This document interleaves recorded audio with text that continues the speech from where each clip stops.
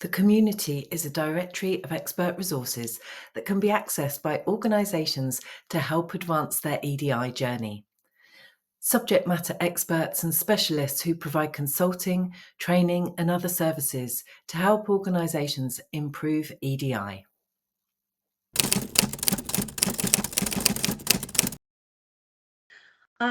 It's a question actually I get asked quite a bit, and I think the simplest way is that we really strive to help organisations to create cultures where everyone feels that they belong, where everyone feels valued, that everyone can contribute fully, but where differences are genuinely valued and people get excited about difference rather than fearing it. I always talk about bridges as well, how I really enjoy and I'm passionate about building bridges across cultures and differences, not despite, not through, but across, because it's that breadth of diversity that enriches our communities and our ecosystems. So I think when you think of bridges, it's also about connecting people better, making sure that people are understanding and respectful and have empathy, but with that real human connection. And I often think if Maslow could have added something to his hierarchy, it would be to be treated fairly. So, for Cultural Nexus, it's really important that through all the tools that we use, we start with the basics and say, this is about fairness. And we can take any other label away if it's not right for this moment politically or for whatever it may be, but we talk about fairness and it's such a basic concept that it's almost irrefutable. It's hard to say something against that. And I think equally it's universally understood.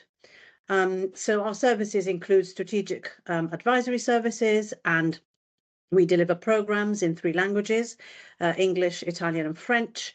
And it can be consultancy, it can be policy writing, but the work I enjoy the most is workshops. So I write all the workshops myself and make sure that the content is specific to the customer that I'm working with. So we really pride ourselves in ensuring that there's a good relationship with the customer and that there's trust, to roll out something that has a life and isn't a tick box and can be embedded throughout, even when I'm not there anymore.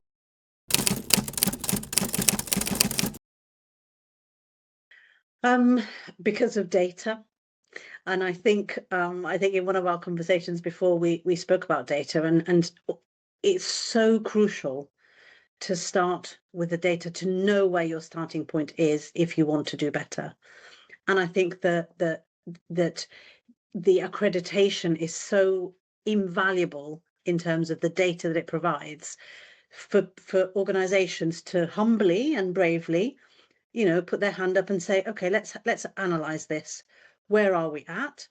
Because I think sometimes it also reveals where you're actually okay, and so I kind of, if I was to say, speak to maybe the commercial aspect and financial aspect of it, I would say it could potentially save you time and money to know how to target interventions with good, grounded data. Could potentially mean that you're not spending money on areas where actually you're doing all right.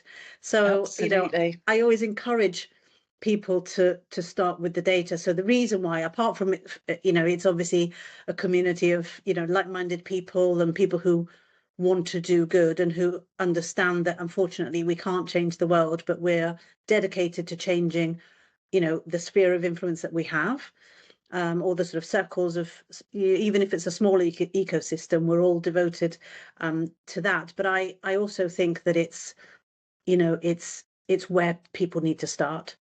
You have to start with data if you want to do the work. So, that's my main reason, is because I believe in the data. And Amazing. and getting the accredit and doing, going through the accreditation provides you with gold dust. So you can, plan, spend, the money and the time and the efforts in the correct areas, and it also means that you can track progress. and it's not just the big wins, it's the small little milestones that help you get to where you aspire to be as an organization. Yeah, it's understanding. For us, it was always about the subtle nuances.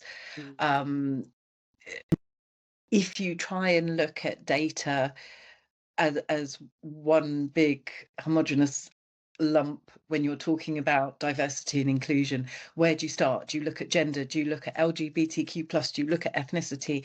And actually you need to understand how they all intersect, and there wasn't anything really to equip people with that view.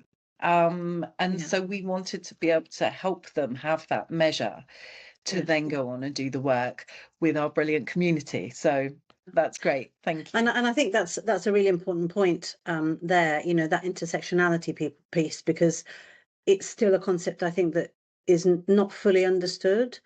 And actually data can give you, if you look at it with an intersectional lens, it can give you data potentially in multiple areas. So I think, that's also really, a really fundamental piece of the accreditation, is that it helps the educational piece on what intersectionality looks like and what it means.